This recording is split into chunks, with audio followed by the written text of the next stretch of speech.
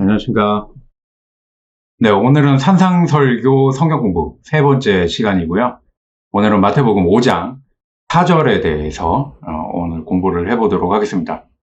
네, 우리가 보는 그 개역 개정 성경에서는 오늘 이 5장 4절의 이 말씀을 애통하는 자는 복이 있나니 라고 번역을 했습니다. 이 애통하다라고 이렇게 번역을 하면은 이 애통하다라고 하는 이 말을 지금 2024년을 살아가는 사람들 중에 몇 퍼센트의 사람들이 이해를 할 수 있을까 하는 생각이 들기도 하는데요.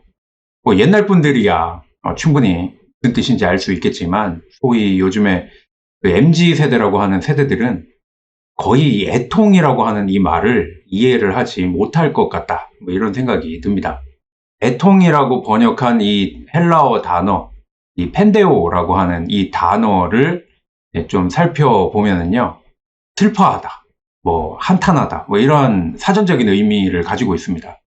근데 그 어떤 그 본질적인 또 의미를 우리가 좀 살펴보게 되면은 이 슬퍼하는 감정이나 어떤 행동, 뭐 이런 것들을 의미하는 것입니다. 그러니까 뭐 죽은 사람을 애도하거나 아니면 자신의 어떤 그 처지나 형편을 스스로 불행하게 여길 때 쓰는 말이라고 할 수가 있습니다. 그래서 이 개역 개정에서는 애통하다 이렇게 번역이 되어 있지만 이 슬퍼하는 이라고 번역하는 것이 가장 좋을 것 같다 라고 하는 것입니다. 그렇다면 이 3절과 연결해서 그 의미를 더 생각해 보면은 3절에서는 이 영적인 관계에서 가난한 사람들이라고 하는 그 구절이 있었습니다. 이 4절에서는 그 스스로의 어떤 영적인 상태가 가난함을 깨달은 사람이 이 스스로에 대해서 그 가난함에 대해서 가책하거나 이 탄식을 하는 그러한 의미로 이 연결해 볼 수 있다라고 하는 것입니다.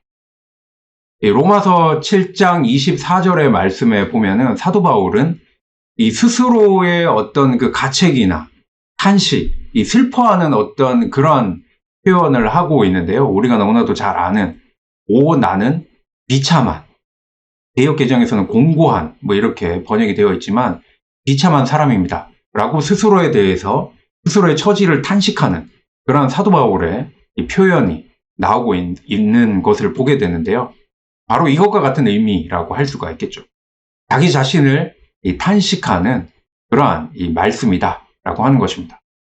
바로 자기 자신을 슬퍼하면서 탄식할 줄 아는 사람을 하나님께서 이 위로하신다 라고 하는 그러한 말씀이라고 할 수가 있습니다.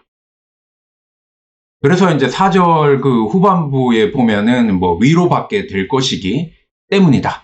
이렇게 5장 4절에 이렇게 말씀하고 있는데요. 참고적으로 말씀을 드리면은 이 위로를 받게 될 것이다. 이렇게 이 성경 구절이 나오고 있지 않습니까? 이것은 말씀드린 것처럼 이 수동태로 사용이 되고 있습니다. 참고적으로 말씀드리면 이 헬라어에서는 우리말로 번역하기는 조금 어색한 그러한 이 수동태들이 많이 사용되고 있는 것을 보게 되는데요. 이렇게 어색한 수동태를 그대로 사용하고 있는 것은 수동태의 의미상의 주어가 따로 있기 때문에 그렇습니다. 일반적인 헬라어의 특징인지는 모르겠지만 아무튼 신약 성경을 기록한 이 헬라어에서는 주어가 생략이 되어 있어도 주어가 의미하는 분은 하나님이십니다. 그래서 이러한 수동태를 이 신적 수동태라고 그렇게 이야기를 합니다. 그래서 사전적인 의미를 보면은 하나님을 동사의 행위자로 직접 이 거명하는 것을 피하기 위해서 행위자가 생략된 채, 그러니까 주어가 생략된 채 사용되는 수동태를 이 신적 수동태라고 이야기를 한다. 이렇게 이야기하고 있습니다. 그렇기 때문에 우리를 위로한다라고 하는 그 주체는 바로 하나님께서 우리를 위로하시기 때문에 우리는 위로를 받게 된다라고 하는 것이죠. 아무튼 3절과 4절은 이렇게 연결이 되어 있는 구절로서 이 신앙을 가지는 사람의 내적 변화의 과정, 회개의 과정을 말씀하고 있다라고 하는 것입니다. 신앙에서 가장 문제가 되는 것은 이 3절의 말씀과는 전혀 반대되는 사람일 것 같습니다. 그 사람은 바로 이 영적으로 부유한 사람들을 이야기하고 있습니다. 영적으로 부유한 사람들은 내가 이만하면 되지 않나? 나 이만하면 잘하는 거 아닌가? 라고 이야기를 하는 사람들입니다. 뭐 교회를 나 이만큼 오래 다녔다. 나 교회에서 직분이 뭐다.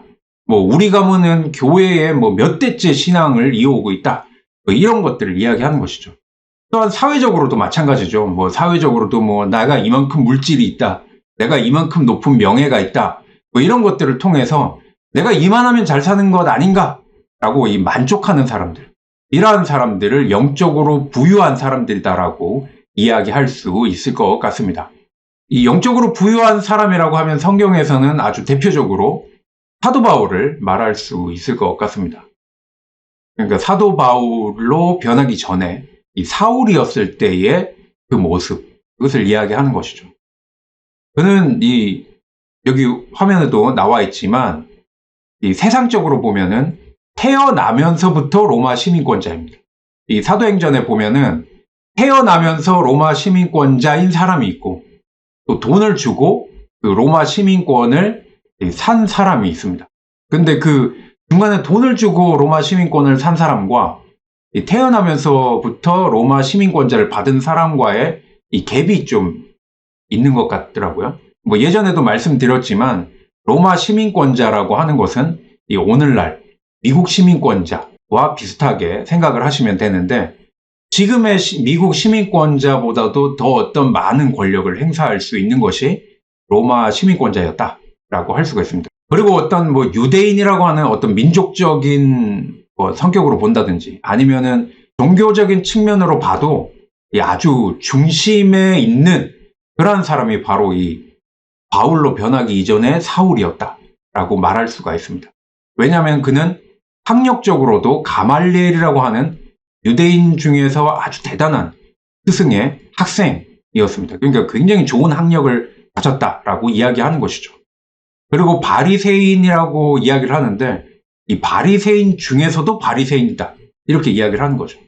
그러니까 세상적으로도 굉장히 중심에 있었고 그리고 뭐 민족적으로나 종교적으로도 매우 중심에 있었던 이 엘리트 중의 엘리트가 바로 이 바울로 변하기 이전에 사울이라고 하는 사람입니다.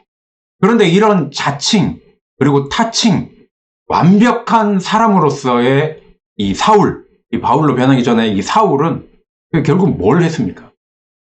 사도행전 7장 58절로부터 60절의 말씀을 보면은 스데반 집사의 죽음에 가장 앞장서서 가담했던 사람이 그러니까 바울로 변하기 이전에 사울이었습니다. 그리고 그 이후에 9장에 보면은 예수님의 사람들을 잡아가두기 위해서 살기가 등등해서 다메섹까지 달려가는 사람이 바로 이 사울이었다라고 하는 것입니다. 그러니까 세상적으로 그리고 종교적으로 자칭 타칭 모두가 완벽한 사람이라고 이야기했던 그 사울이었을 때의 이 바울의 모습은 겸손한 신앙인 뭐 이런 사람이 아니라 자신의 어떤 자신의 옳음 이것에 심취되어서 마치 그리스 신화에 나오는 프루크로스테스라고 하는 사람처럼 살아가는 그러한 모습이 이 바울로 변하기 이전에 사울의 모습이었다라고 하는 것입니다. 우리가 사실 부부가 싸우는 것도 왜 싸웁니까? 그리고 국가와 국가가 전쟁을 일으키는 것도 왜 전쟁을 하게 됩니까? 그 가장 중심을 보게 되면 근본적으로는 서로가 옳다라고 이야기하기 때문에 싸움이 되고 분쟁이 되는 것입니다. 부부도 남편도 옳고 부인도 옳기 때문에 그게 싸움이 되는 거지 누구 하나가 양보하게 되면 싸움이 되지 않지 않습니까? 국가도 마찬가지죠. 결국 영적으로 부유하다, 내가 옳다라고 하는 그 자신의 의가 이 강한 그러한 이 의의 충돌이 결국 분쟁을 일으키게 되고 충돌을 일으키게 된다라고 하는 것입니다. 산상설교에서 예수님은 바로 이것을 말씀하는 것입니다. 자신의 자신의 이 옳음을 온전히 내려놓고 겸손과 섬김의 자세를 갖는 것이 진정한 신앙인의 자세. 그리고 그것은 내 스스로 영적인 관계에서 내가 가난한 사람이라고 하는 것을 깨닫는 것부터가 시작되어야 하고 그리고 또 내가 그 가난한 사람이라고 하는 것을 깨닫게 되었다라고 한다면 그에 대해서 나는 얼마나 비통한 사람인가 하는 그 슬픔을 알게 된 사람 바로 그 사람이 진정한 신앙인으로서 이제 성숙해 갈 수 있는, 그리고 또 부족한 것을 계속해서 채워갈 수 있는 사람이 하나님의 사람이 될 수 있다라고 말씀하는 것입니다. 이렇게 슬퍼하는 사람에게 하나님께서는 위로를 받게 해 주신다라고 하는 것이죠. 그러나 이 위로도 우리는 조심스럽게 생각해야 합니다. 사람들이 위로라는 것을 생각할 때 슬픈 일이 모두 다 해결되는 것이라고 생각을 합니다. 그러나 실제로는 위로를 받았다고 해서 슬픈 일들이 해결되지는 않습니다. 하나님께서 위로하신다고 해서 현실이 통째로 바뀌지는 않는다라고 하는 것입니다. 다만 현실이 바뀌지는 않지만 나 자신은 바뀔 수 있지 않겠습니까? 바로 내 삶이 변화될 수 있는 바로 그 위로를 하나님께서는 받게 해 주실 것이다 라고 하는 것이죠. 그리고 하나님께 진정한 위로를 받는 자, 바로 그 사람이 비로소 다른 사람도 위로해 줄 수 있는 진정한 위로자가 될 수 있는 것입니다. 자, 오늘은 여기까지 하도록 하겠습니다. 감사합니다.